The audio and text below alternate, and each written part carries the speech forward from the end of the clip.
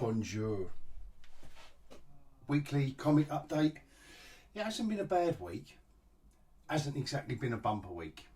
So I'm just going to run through, because I was excited. I got these last week from the old mate Paul at Comics and Fantasy, Hornchurch, Essex. Paul, hiya mate.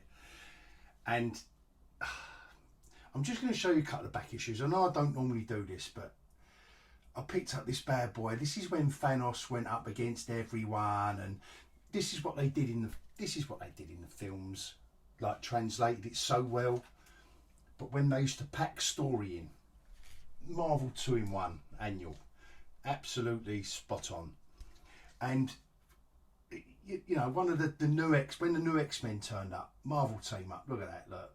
Just one of the, I don't know, fourth or fifth appearance of the new team. Nightcrawler, you could put Spider-Man in it. Look, you got Wolverine, and you just got to stop everyone. Again, I'm only highlighting these couple of back issues because of the amount of story content they put in there, and how much Hollywood relied on this stuff to do those amazing films that they did all the way up to Endgame, and took all the best bits from that. I didn't ever want to see a literal translation. I mean, in at Marvel 2-in-1 annual, you've got Thanos literally fighting physically, like Spider-Man. A couple of it. No, how they depicted Thanos in those films. Anyway, let's stay on track. And this is the only other back issue I'm going to go. John Byrne on Fantastic Four, this run. These were 3 random back issues that I just picked up off of Paul. That are just, that's a triple-sized issue, Fantastic Four. And the amount of storytelling, look at the characters on that cover. They didn't spend a year. Nowadays, that would be 1 year's worth of crossovers with all this lot in it. And the amount of story in this, just amazing. Just throwbacks to an era, and that is 70s and 80s, that I loved. And a couple of other back issues that are a bit more current. And I'm blaming this solely on Paul, yeah, for pimping me, for pimping these to me. I didn't want them. I did need an issue 1, but I didn't need this cover. I didn't need this cover, and also I didn't need that cover. But when to be fair, when Paul showed me to them, I didn't turn them down, did I? All joking aside, issues 1 and 2 of Gun Honey. Before I get into this week's comic, Gun Honey I've recommended before. It's a great comic, despite the covers. Get the graphic novel if you're not into. Get the graphic novel if you're not into graphic covers. Maybe, I don't know. Anyway, I know that's a little side. That's a little sidestep to my normal format. Because it was a little bit of a quiet week. I'm not saying there was nothing about, but just a little bit. Sometimes there's a stack. And there's still plenty to go through. Let's get into it. This continues to be, with Brian Hitch, V on the art, storytelling, and Brian Hitch on the art. Oh, come on. You can't beat a bit of Brian. It's always going to be cinemascope, action.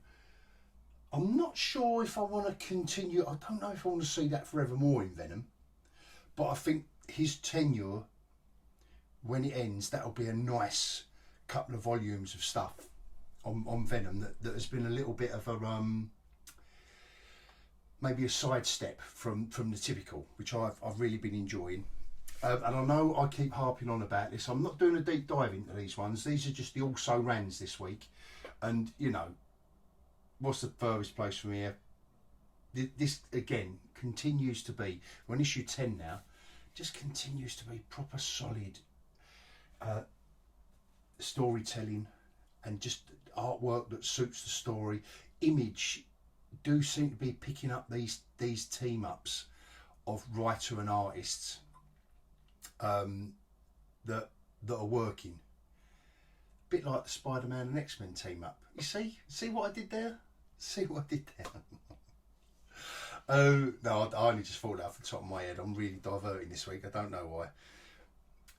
That's a great, just Image are really I think they're bringing it. They're bringing their A game now. Image. They're going from strength to strength, I think, as an independent comic publishing company. And it is the ground where Dark Horse Comics used to occupy a long while ago, bringing that alternative look at a superhero or a horror genre or sci-fi. And I don't know where Dark Horse are trying to put themselves at the moment in the comic market, but definitely Image, you know, aside from their kind of their big hits or hit, which is Spawn and the offshoots, are doing really well with this stuff. They really, and you know, if you've watched even one of my videos, you'll know. This is an also ran, and I'm going to tell you why. This is only an also ran because I'm going to do a Star Wars special, a comics special, and this I want to have in it because I want to do old stuff, but I want to concentrate more on the current stuff. And this was a great comic. I'm not saying it would have been comic of the week, but like I've said before, again, I know you know, you maybe think I'm repeating myself, but I've got to assume that this is someone's first time on my channel. Marvel, Star Wars are doing a bang up job, and look who turns up. Enough said. No, enough said. Leading on for that, but one of my deep dives I'm going to do this week as my 6 of the best is this. So I couldn't resist, and I know I've said I'm going to do Star Wars, a Star Wars special, because I feel it in my bones. But we're going to take a deep dive into that, Han Solo and Chewbacca. It is just a fun read. It continues to be a fun read, and most of those Star Wars books, I won't say every single thing, because you're always going to have a little bit of a miss, but in the round, they're good. These books, sometimes great, sometimes not so. I enjoyed this, but I'm going to have to explain a few of my... I've enjoyed it, but we're going to have to talk about it. We're going to have to talk about it, and I'm not saying I'm down on it. But what I like to do, by doing a deep dive on books like that, you can make up your own mind. And I will always try to explain what I'm wrestling with, like story versus artwork, or the artwork doesn't suit the story, or whatever it is. Got to do another deep dive on this. That's if you like The Boys and stuff like that, which you know I'm a little bit half and half with, I'm still giving this a chance. Still giving this a chance. But let's have a look inside, and it won't take long. Anyway, we've got to return to this because it is a favourite of mine, and we are going to return to it. And again, this is a hell of a lot of fun. These Image books, and there's 2 DC, there's 2 Image, and there's 2 Marvel. How about that for balance? Again, Mark Waid and Dan Mora. I will keep banging on about this book, because if you want a quintessential superhero book, then you will look for Mark Waid. You might look for Jeff Johns. They're the kind of 2 top of the shops for me from the old school, but how their stories just roll off the tongue and make perfect sense with all the characters they use. And I know this is only about their 2 mainstays, but it's not. If you sat down with a blank piece of paper and a pen and just write me a Superman Batman story, it would be an epic off the scale thing, wouldn't it? But these stories that Waid and rolls out, and World's Finest, and Dan Mora's art, another great team up. I'm going to think I might name this video the team ups. And comic of the week, and I think I may have given this title comic of the week, and I know for a fact that I've done an entire video just on this one comic. But this one, please bear with me. If you're one of the haters of this and you're thinking, oh my god, he's got the new the skull's gone off his.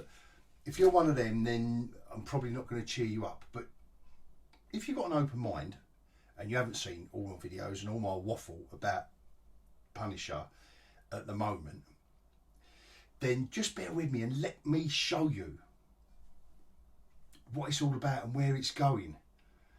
And when I thought it was going to kind of end and this arc of Frank Castle's life was going to kind of be self-contained, this issue. This is why it's my book of the week, because it kind of took me by surprise, the tangent they've gone off of it. And I thought he was going one way, and I'm just really looking forward as an old Marvel stalwart. Just let me show you, and I can't wait to show you all of these, the 6 of the best of this week after the scroll.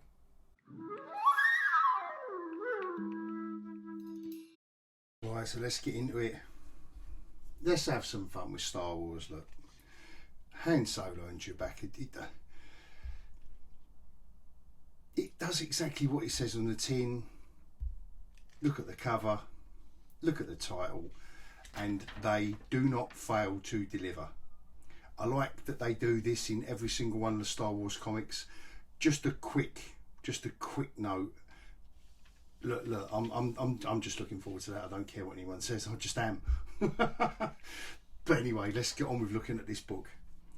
And at first appearance, you've got to give it a chance, because at first appearance, what I would say is, yes, this does look cartoony, but he does get a good likeness of Han. And don't forget, this is a guy that's got to just get a likeness of Han.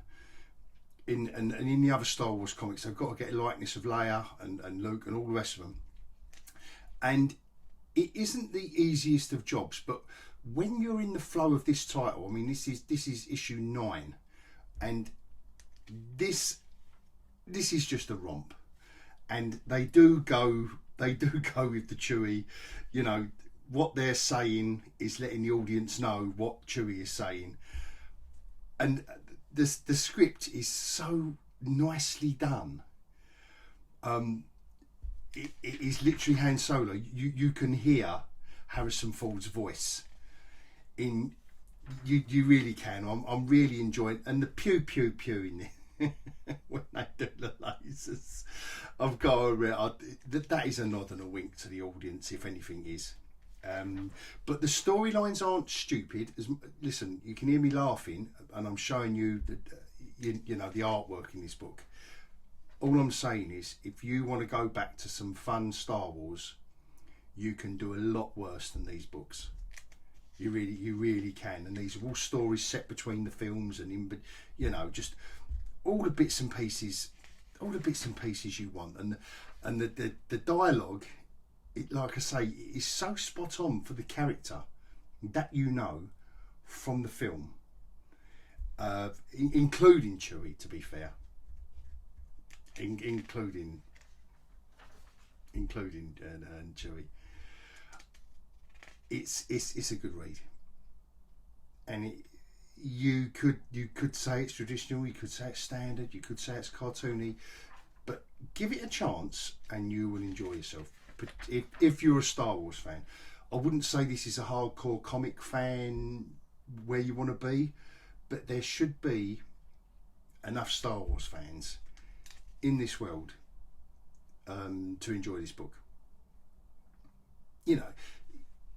Okay, pal, old Chewie's just been hooked up, look, we're running. She's saying, well, what about Chewie? Well, don't worry about him, he can handle himself, look, snap, crack, and we're off. It's, I don't know, it's just, and all the other books are the same. Like I say, I'm going to do a separate video for it, and then they're captured, it's the cliffhanger. It's a good romp, guys, honest, it's a good romp, and there's nothing wrong with that. And there's nothing wrong with this, but I've got a problem. You know how much I love the Dr. Freeze one, and forgive me, because like the Dr. Freeze, I can't bend the spine of this book. This artwork from Howard Porter and this colouring from I always get his name, Tomoyo Mori. is wonderful. But I can't help feeling this is a mismatch of artistic style and the story that needs to be told. I'd love to see this guy do a horror book.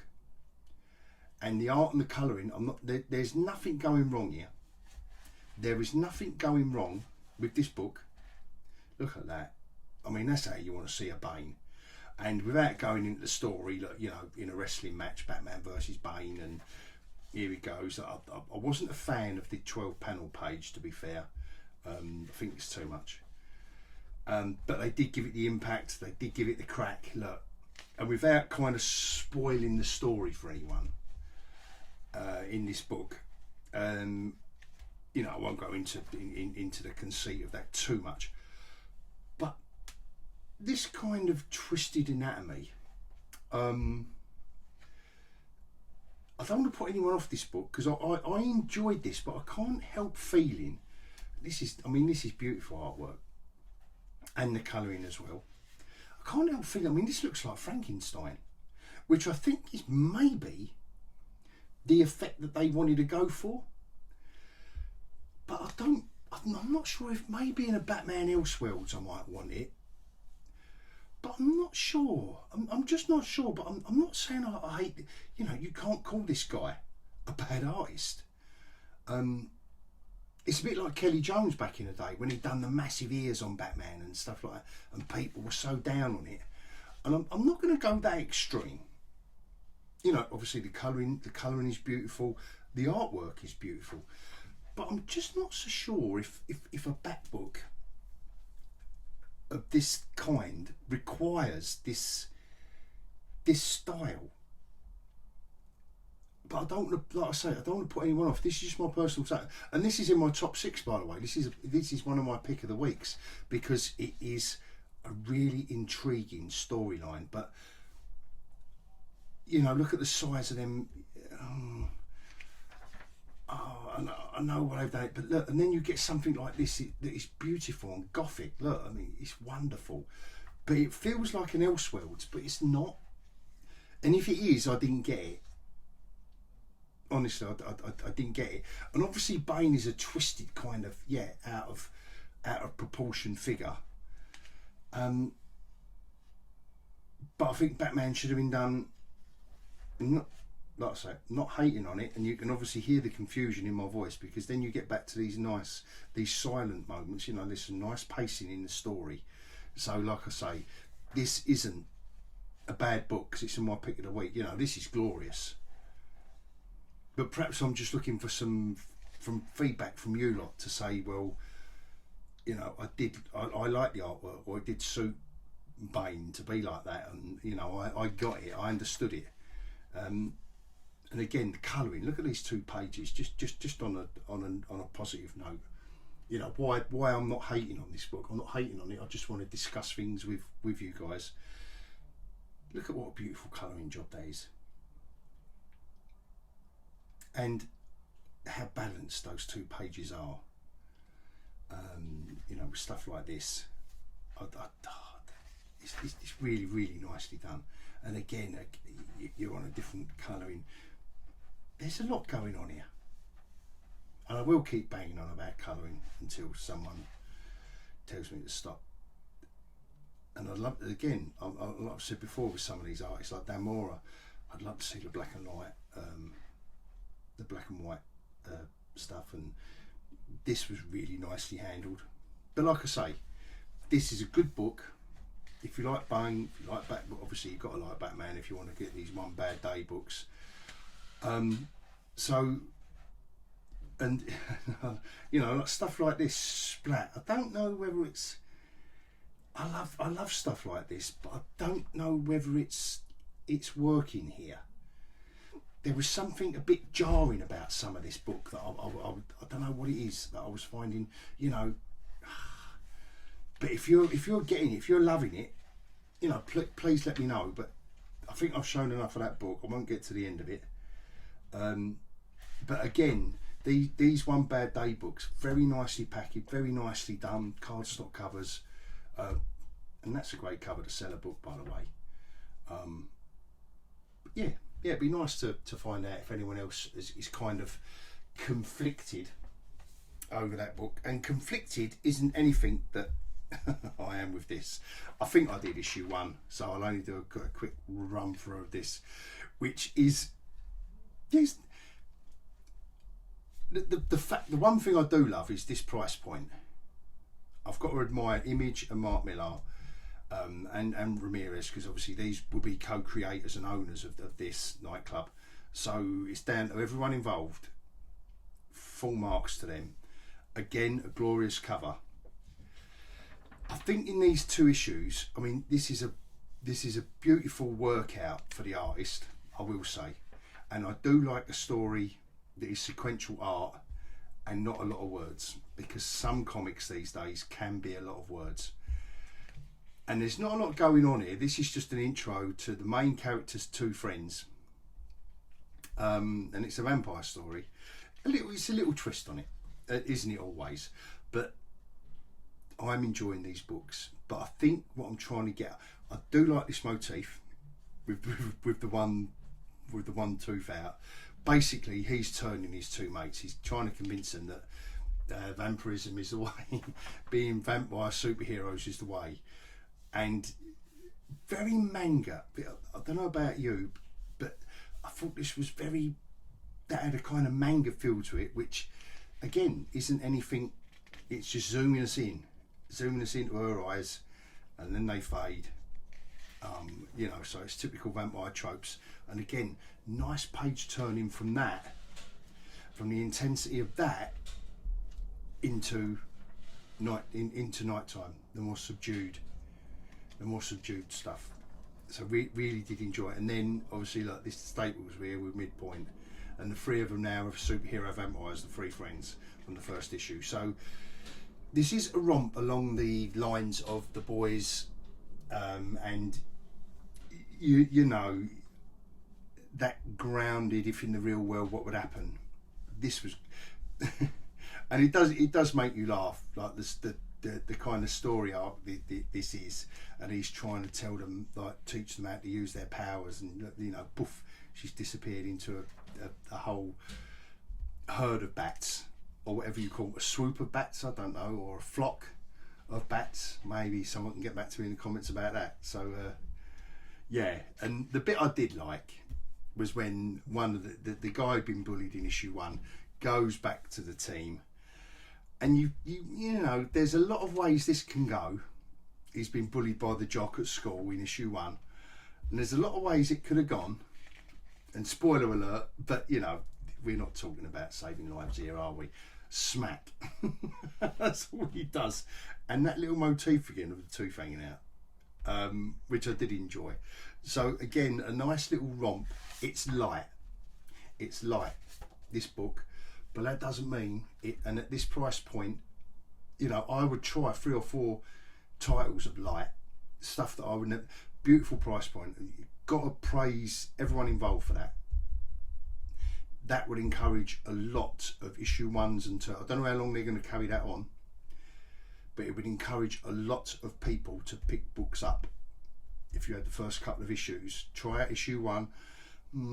I was halfway with issue 1 maybe, then issue 2 is still $2. I think that would be a little lifeline for a lot of books. I think a lot of books. But anyway, that was it. And and I always say, when I introduce this book, from the sublime to the ridiculous, because this book is ridiculous, but I love it. I still love it. And who doesn't love this? Come on, anyone who picks this up. And again, I think Brett Bane has picked up the baton from Scotty Young beautifully in this. From the rat trying to put a bowling ball shaped marble into his false eye, into his eye socket, to Gert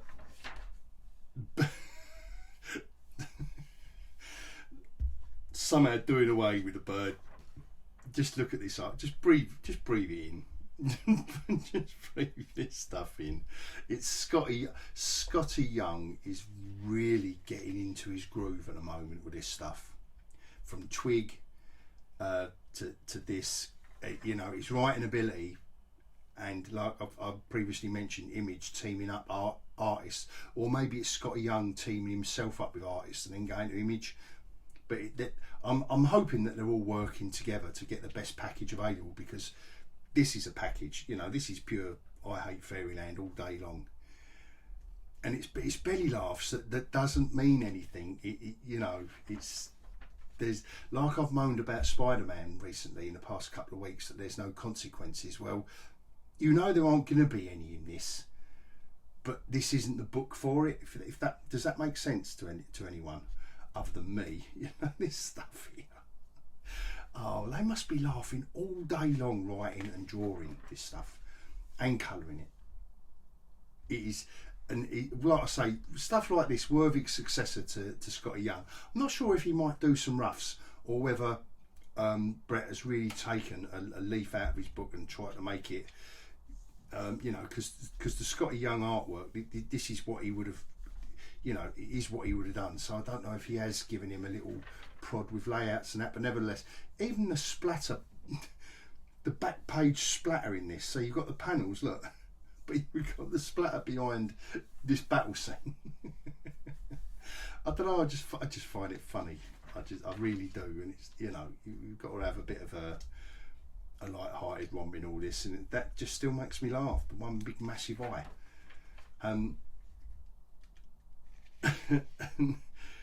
Cutie Pukey is the character in this. Is the baby Yoda, and it's like, Gert, come on, you couldn't possibly. And then your little furtive look, and then it's boom.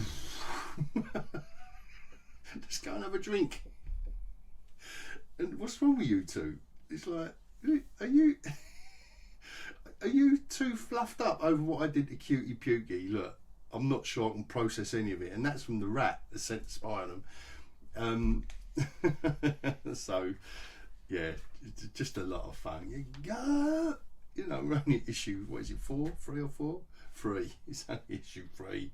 So, you know, we're midpoint in the story.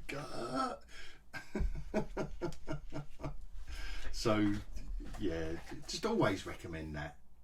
If anyone who loves comics isn't picking this up by now, you're missing out on a treat. And there are graphic novels available, and you know, I don't think you're going to miss out if you have a good try. And now back to one of the stalwarts of the industry. Look, Superman and Batman don't get no bigger than that. Doesn't get no bigger than that. And you don't get any bigger than Mark Waid, writing a superhero story. And this is the final what issue are we on there? 11. I don't know. No. Anyway, but this is kind of like a full stop to one of the storylines that has been going through this, and with this villain. And I don't want to give too many spoilers. I just kind of want people to revel in the enjoyment of Dan Moore on the artwork. Again, this is lovely stuff. Lovely stuff. That was 30 minutes ago. This is now. Here's Joker. What happened last issue? Here's the Teen Titans. Here's Superman. Come on. Here's Batman. World's finest. Go. Mark Waid, Dan Mora, love it. And I think I've said it before, but this is one of the guys that makes it look easy, and it isn't easy writing this stuff. If anyone who's ever tried to write this superhero stuff, it is not easy. And going back to the Fortress of Solitude and bringing a new character in that demands that you take him there, and getting all these essential elements involved with these decades old, bringing back all these. Listen, I'm not a big DC aficionado, but I'm betting Mark Waid has dug the depths here to make that just one page, not a double page spread, but just enough to bring these old Z-list villains back. And you know, for Superman to lose his powers like he did in the movie when he went to the Fortress of Solitude, and etc. Like and again, I know I've used the word romp quite a lot this week, but these have been really enjoyable books, and again, not heavy on the dialogue, heavy on the great art and the great storytelling, the combination of the both, the team up of a writer that can just rely on an artist to tell half of the story for him without doing 1,000 thought balloons and a load of boxes, you know, and saying and then all the time. Yeah, just really enjoyed this. And look how nicely these scenes are done, where he's you know, he's kind of phasing out now. He's activated this shit that's going to take him between all of multi, you know, both DC and Marvel love their multiverse stuff, don't they? And yeah, I don't, but doesn't spoil this story. Yeah, and this is where it is. That's why I did have to have a look at the. I mean, it says not the end there. This is an epilogue, but I'm wondering why it's ended on issue 11. To be fair, thinking about batching them up into graphic novels, but nevertheless, I've enjoyed all of them, all 11 issues so far, and with this character in it. And let's get to the comic of the week, right, guys? Right, I've been through these Punisher books before, so Jason Aaron, Jesus size on the main artwork, and Paul as a cassetta doing the flashbacks. Daredevil, I thought was going to play a big part. He might do, but oh my god, look who's turned up. First page. Now, as a Marvel fan, I just weren't expecting it. I'm sorry, and I don't try and get too far ahead of looking online and finding out the rumours and who's coming next and what's going on. I kind of want these comics to wash over me as they come in, and this one certainly did. Daredevil's one of my favourite characters of all time. So is Punisher, and of course Wolverine is, isn't he? Look, and Snicked doesn't. It's like, oh, it's every fanboy's dream, but that's that. But now we get back to wherever he is in Japan, the island or whatever he is he's on. The Punisher fighting Ares, the god of war, and if you think that old Frank, right, has gone soft, like I've said before, and I'll kind of go through, because you get, you know, then they do a flashback to Frank's past, and again, you just fall in love with this style more and more. You just recognise it. You just switch straight into flashback mode with this stuff. But again, it's got a little bit of the hand were there in the park. I just love this part. I just love this aspect of the story. And all right, you could accuse it of retconning stuff, but you've got to go somewhere with a Punisher. You can't just have him. As much as we all think we would love to see him with an M60, just letting loose on the villains all the time, it doesn't work. You can't have that all day long. So I'm really loving this, and look who else is turning up now. Look who else is turning up now. And this was the unexpected bit for me. You turn the page and then it's like, right, back to reality, back to the big city.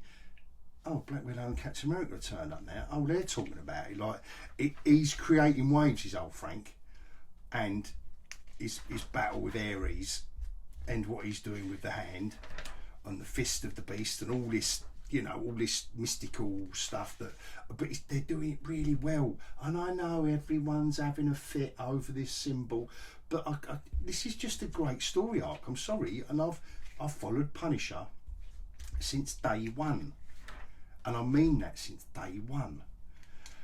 And you know, this has been a Maria story arc as well, you know, his wife's story arc, and this is an impactful moment as well if you follow these. And now who turns up? And now who turns up? And I know I'm speeding through this, but it's only because I've done it all before, and this is kind of like it's more of the story, it's Maria kind of narrating while it's a big battle issue. But this is this is your money shot right here. For me, what an intriguing group of characters, as well as Daredevil, don't forget. But there's 5 of them there, as well as Daredevil, discussing how do we solve a problem like Frank Castle. Absolute, that is your money shot of the week for me in a Punisher comic, as well as Daredevil was in it also. And it was, you know, these are some of my favourite characters of all time. of all time.